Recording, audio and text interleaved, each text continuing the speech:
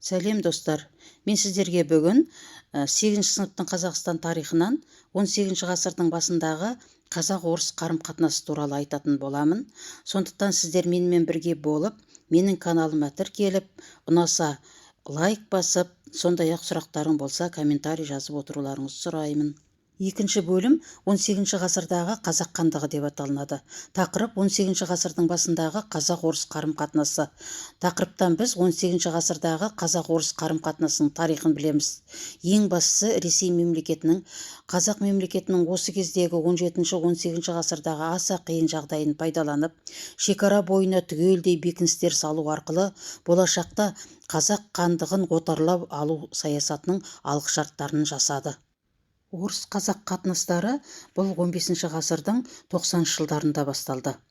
Тәуекел хан 1594 жылы Мәскеуге қазақ елшілігін аттандырды. Ал 1694 жылы Тәуке хан бірінші Петрге елшілік жіберді.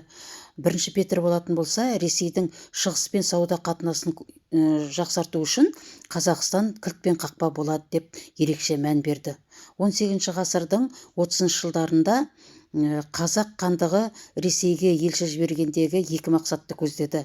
Біріншіден, жоңғар мемлекетіне қарсы Ресейменен одақ құру және сауда-саттық байланысын нығайтуды көздеді. 18 ғасырдың басында Ресей империясының Қазақстанды өз ықпалына алу себептері 18 ғасырдың 30 жылдарында Ресей үшін елшілік байланыстарды нығайтуға өздері де мүдделі болды. Себебі патшалық Ресей Қазақстанды өзінің геосаяси ықпал ететін аумағына қосып алғысы келді. Біріншіден, Қазақстан арқылы Петр бірінші айтқан сияқты, ол Орта Азия мемлекеттеріне, Иран мен Ауғанстанға, Үндістан мен Қытай елдеріне әскери іс-әрекеттерін жүзеге асыратын қолайлы аймақ деп есептеді. Екінші, қазақ хандығын өздерінің жаңадан ашылып отырған фабрика зауыттан шыққан өнімдерін өткізетін нарық деп санады. Үшінші, қазақ елі түрлі шикізат пайдалы қазбаларды жеткізетін аймақ болар еді деп есептеді. Төртінші, қазақ хандығын бағындырып, алым-салық төлейтін отар елге айналдырар еді. Осы мақсатты орындау үшін қазақ жерін зерттеу жұмысын бастады. 1714 жылы Петр бірінші шығысқа Бухгольц басқарған арнаулы әскери экспедицияны аттандыру туралы жарлыққа қол қойды. Қарулы экспедиция бұл 70 мың зеңбірекпен қаруланды және 3 мыңдай солдаты бар жасақ Тобыл қаласынан шығып, 1716 жылы Ертіс жағасында Омбы бекінісін, Жәміш бекінісін, 1717 жылы Железинскі, 1718 жылы Семей бекінісін, 1720 жылы Павлодар және Өскемен бекіністерін салды. Патша әкімдері осы бекіністерді салып жатқан уақытта 200-ді саясат ұстады. Жоңғар билеушілеріне бекіністердің салыну себептерін қазақтардың шапқыншылығынан қорғану деп, ал қазақтарға жоңғар шапқыншылығынан қорғану шаралары деп түсіндірді. 18 ғасырдың басында Ресей мен қазақ хандығы арасында елші алмасу күшейе түсті.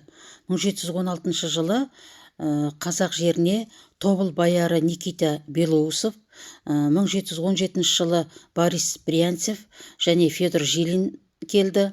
1719 жылы Жайсан көлі мен Қара ертісті зерттеу үшін Колмаков, Урусов және Сомовтар жетекшілігімен елшіліктер келді.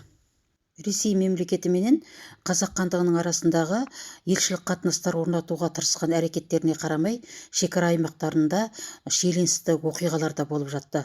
Себебі келген елшілер тек сауда қатынастарын одақ болу мәселелерімен қатар Ресей қазақ хандығын өз қол астына қарату жолдарын да іздестірді. Шекара бойына бекіністер салды. Бұл бекіністердің нәтижесінде мал жайылымы тарылды. Сондай-ақ мал барымтасы орын алды. Үшіншіден, қазақтар өз жерінде Ресей империясының әскери бекіністер салуына қарсы болды. Төртіншіден, бұл кезде башқұрттар патша үкіметіне қарсы күресін қазақтар да қолдап отырды. 1723-24 жылдары Әбілқайырдың әскерлері Жайық пен Еділдің екі ортасындағы бүкіл аумақты басып алды. Жайықтың бойында негізінен жайық қазақтары тұратын.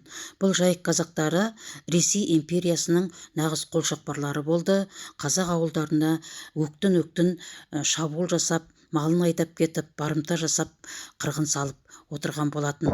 Әбілқайыр хан өзінің халқына Жайық өзені қашан сарқылып, арнасы кеуіп қалғанша қазақтар оның бойынан кетпейді деді.